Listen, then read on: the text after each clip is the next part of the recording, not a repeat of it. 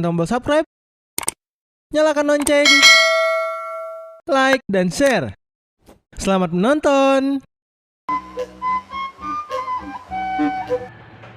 Assalamualaikum warahmatullahi wabarakatuh. Saya Ria Monika, mahasiswa Prodi IPS kelas 2B semester 2 Fakultas Tarbiyah dan Tadris Universitas Islam Negeri Fatmawati Soekarno Bengkulu.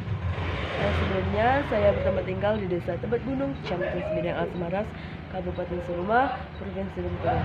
Baik, di sini saya akan menjelaskan tentang kebudayaan di tempat tinggal saya dan mengambil salah satu contoh kebudayaan yang ada di desa saya.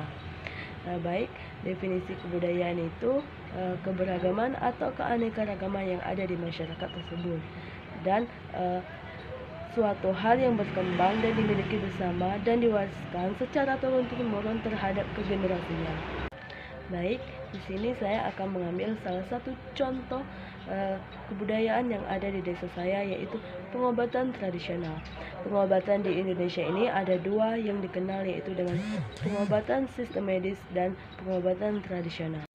Salah satu unsur kebudayaan yang diwarisi secara turun-temurun yaitu pengetahuan yang berkaitan dengan pengobatan tradisional. Di desa saya itu, di Desa Tebet Gunung, masih menjadikan pengobatan tradisional itu sebagai kebudayaan yang secara turun-temurun. Nah, tempat kita berobat itu kami sebut dengan dukun.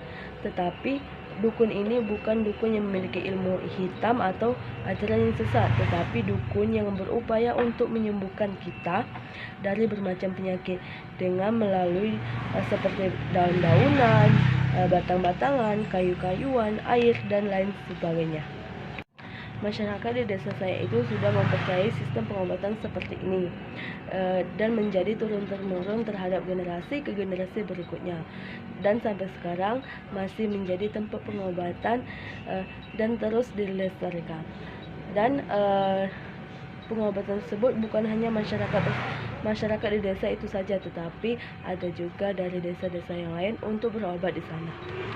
Dan berbagai macam penyakit yang bisa diobati seperti demam, sakit gigi, patah tangan, atau lain sebagainya.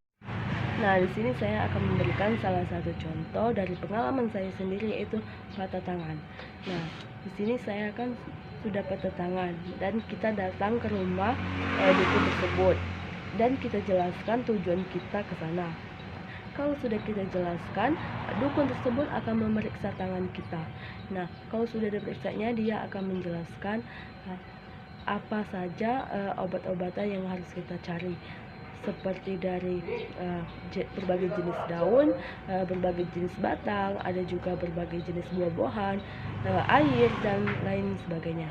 Nah, di sana itu dia akan menjelaskan itu. Kalau sudah terkumpul kan kita rumahnya lagi kita bawa. Nah, kemarin itu orang tua saya itu disuruh mencari berbagai jenis daun, ada juga disuruhnya membawa minyak kelapa, tidak boleh minyak lain, dia hanya meminta minyak kelapa, dan disuruhnya juga membawa bambu kecil, bambu yang sudah dipotong-potong. Nah, kalau sudah terkumpul itu kita bawa ke rumahnya, kita serahkan kepadanya. Nah, di situ dia akan merangkai bambu kecil itu tadi untuk mengikat tangan saya yang patah tadi. Nah, kalau sudah dia akan melihatnya tangan saya kembali dan dia akan memberikan semacam jampian. Nah, tetapi jampian tersebut dia masih kaitan dengan agama. Nah, kalau sudah dijampinya, minyak kelapa itu tadi tuh juga dia jampi-jampi.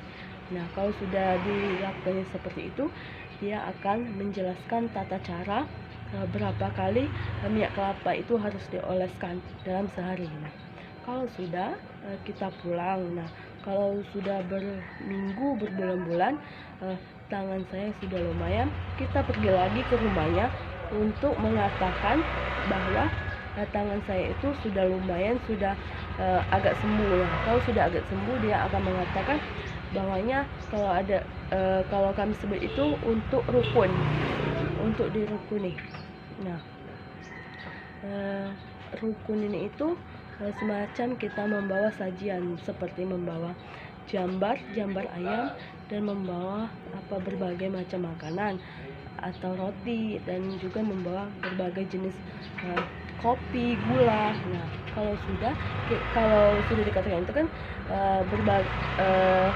setelah beberapa minggu kemudian kita bawa jambar tersebut ke rumahnya. Nah, di sana akan sedikit melakukan jamuan kecil-kecilan.